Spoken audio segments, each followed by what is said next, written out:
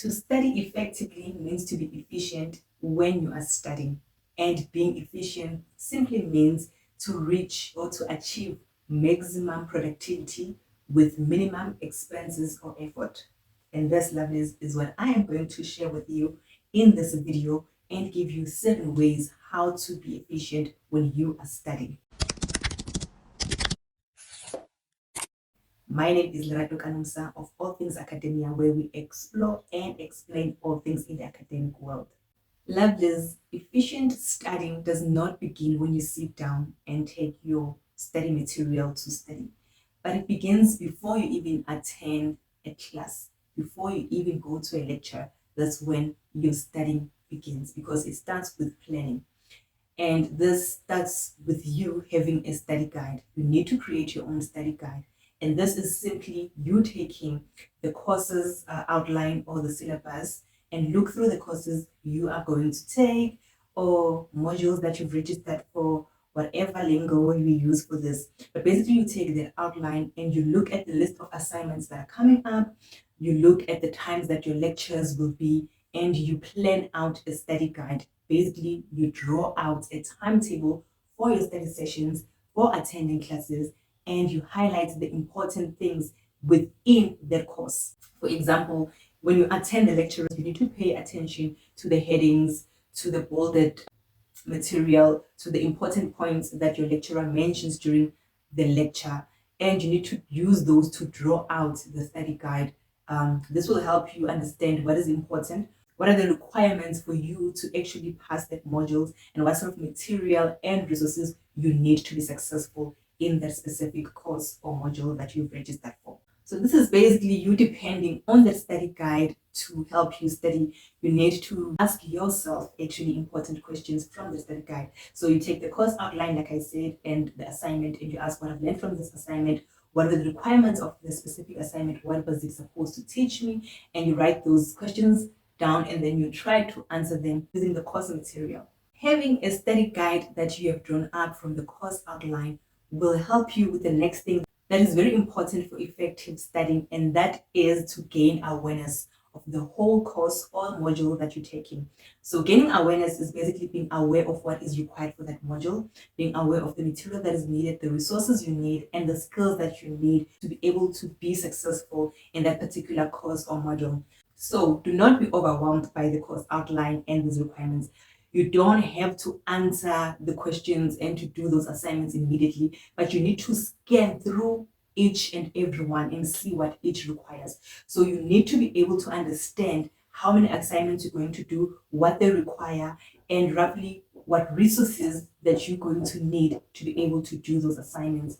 So then you write things down that you are not sure about. You're going to be able to ask your lecturer about it, or friends, or anyone who can assist you in that particular module or course. So when you do this, lovelies, you do not just scan through passively, but you also write the questions and jot down the ideas that you have already about that particular assignment or that course requirement and what input you can put in it. For example, if there's a simple question that is asked in the course material, answer it quickly or roughly using a pencil, so that if you need to research even more, you can adjust that.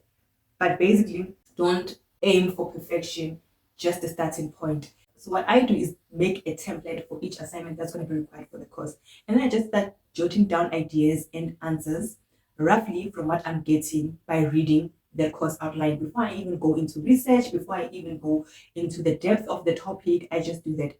So that when it's time to do that assignment individually, singling out, you are not starting from a blank page. Lovelies, blank pages are intimidating. So if you already have ideas and things that you have written about that assignment, you can easily go and start your research or even adjust those things based on what you have gained so far during that course or module. So lovelies, now that you have your study guide and you are aware of what is needed for the particular course or module, then it is easy for you to do the next step.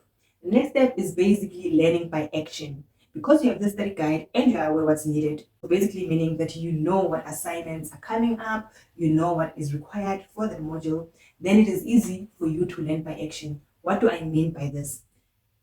Instead of having to sit down every time you're going to write an exam or a test, for that particular module and having to sit and read a lot of material studying. Lead with the assignments. This is what I mean, because you already know what assignments are required for each module. Just start doing those assignments and let those assignments be your guide for studying.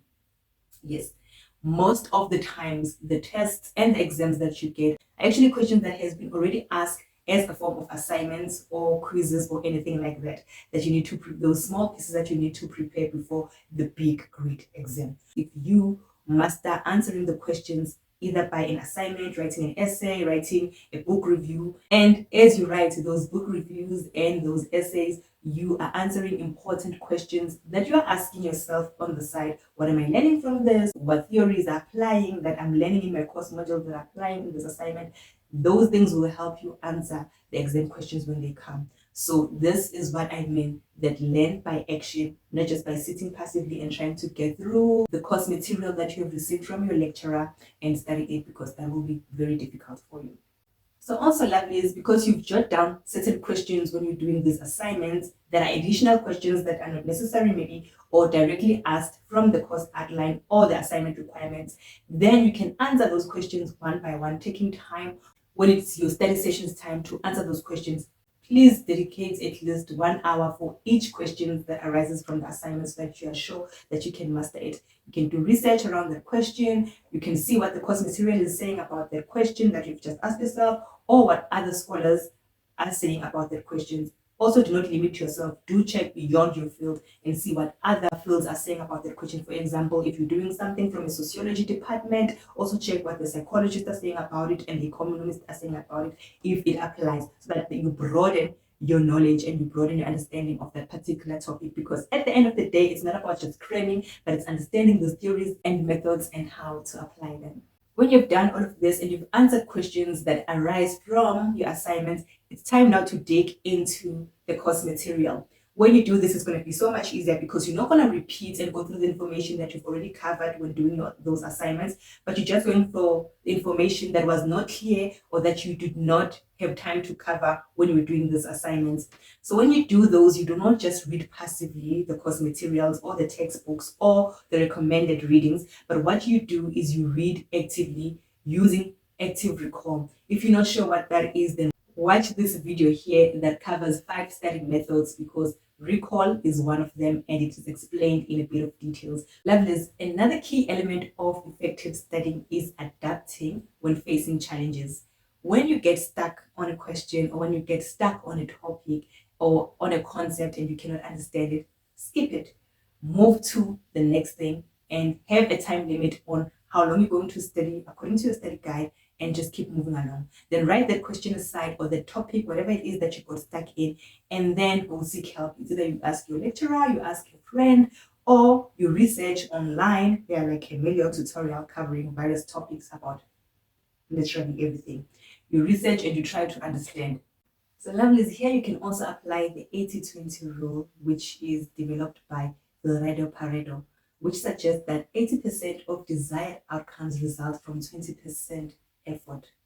Applying this to your study calls for you to focus on the critical 20% that contributes most to your desired skill. To simplify this for you with an example, let's use those who are studying postgrad and tackling their dissertation. So if you're writing your dissertation, you know that 20% or the critical 20% of that dissertation depends on your methodology and the theoretical framework. What you will do is focus on those 2 components to get the desired outcome that you're looking for on that dissertation. Same as when you have a module that you're doing or a specific course. Focus on the critical 20%, whatever that is. You know the key concept of that course, the key requirements for you to pass that course, or the pillars of that module or that course. Focus on those. Your 20% focus should be on that. And then with what's left of your energy and time, you can just scan through or go through the rest that will help you boost your results. So lovelies, some of the elements of effective studying are more visible or obvious than others, and some are just hidden in plain sight. So the next one may seem a bit obvious or dumb, but it is what it is. Lovelies, for effective studying, limit screen time. Screen time actually limits your focus. I know, lovelies. We do online courses, we have online study material, we read online, we've got online libraries and so forth. But in cases where you can print out the material and read it from paper, draw out annotations on that paper, make markings, highlighting, whatever, use that. It's both active learning, but also it limits the screen time, which increases your focus. Yes, this really makes a difference. And those of us who do not actually have the resources to print out these things, or who are just green and saving the trees because we don't want to use paper, if you do use or study using your screen, whether it's your phone or your computer, be sure to close the notifications of your phone. Do it when you are offline. Download the material and use it on your phone, but use it offline, because those notifications, either from Instagram, from Facebook, from emails, from everywhere, can really distract you. For you to study effectively, lovelies, you need to get enough sleep. Getting enough sleep is the next one on this list. Yes, I know this is a personality issue for some of us who are night owls. Some of us are really productive during the night. But what we do, or what I do rather, is try to get some sleep during the day. This can be very tricky, especially with all the activities that are happening throughout the day. But lovelies, if you are active during the day, then make sure you get enough sleep during the night.